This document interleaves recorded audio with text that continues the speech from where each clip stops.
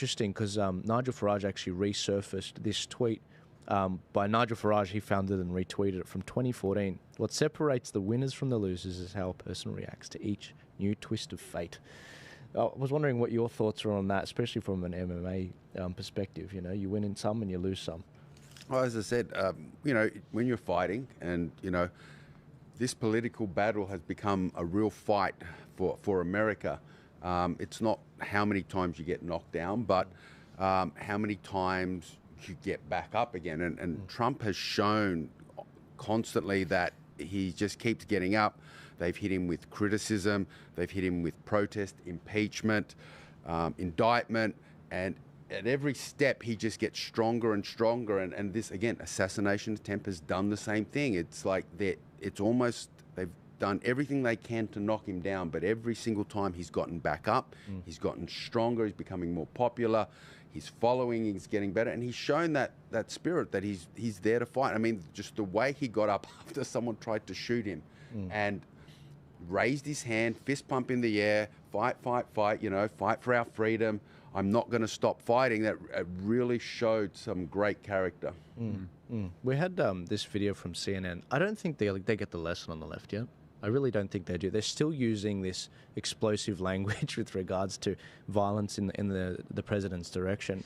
He has said many, many times, after having been questioned many times about this, that he's not stepping down and he's going to be the nominee. So at some point, Democrats have to decide that they want to try to win this election and turn their fire on Donald Trump. I think there is, I shouldn't have said turn their fire. I apologize. That was not the phrase that I meant. They need to turn their focus on Donald Trump. It takes a second to readjust. And on top of this, our own ABC News, who receive $1 billion every year in taxpayer funding, if Donald Trump wins the presidential election, he'll have an army of 10,000 recruits at his disposal to help implement his controversial agenda, the conservative battle plan to give Trump unprecedented power. This is alluding to the brown shirts, surely, Stephen, right? Well, it's a sign that our social divisions are so furious and bitter that we cannot but see one another now, not as opponents, but as enemies. And it's just baked into the way that so many think, how so many express political reality. And we've seen it kind of manifest on a few occasions. The Black Lives Matter riots that kind of everyone wants to forget about. The Black Lives Matter riots. You mean the peaceful riots, according to Biden? The fiery but mostly peaceful riots that went on for months and months, caused billions of dollars of damage, dozens of deaths. We all want to forget that was the left wreaking havoc all around America. And this now you did have the trouble, the riot, whatever you want to call it, at the Capitol, which was not any kind of attempt at a political coup or revolution or anything like that. And in terms of deaths, in terms of like deliberate deaths, from what from memory, the only deliberate killing that took place was a woman being shot by an inept security guard.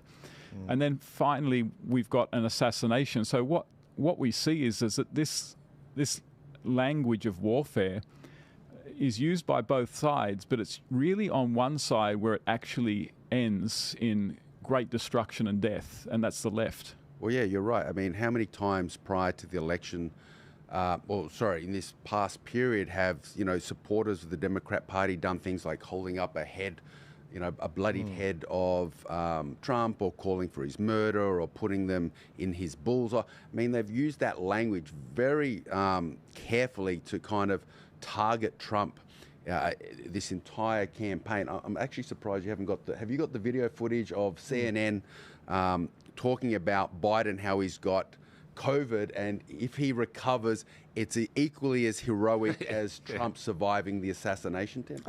I don't have the clip, but I have Joy. Was it Joy? Who was it that said that? From Joy Behar, who actually said that. And that's like, what are they doing? They're trying to equate the glory of Trump shooting and they're trying to, and so look, so Joy must have gotten the actual paycheck in the mail, but I don't think other Democrat pundits have. I mean, people like what's his name, Van Jones, if we look at this particular video, Van Jones clearly hasn't received the check, and he probably knew what was going on with regards to Biden. This is what he had to say. A bullet couldn't stop Trump. A virus just stopped biting. You've got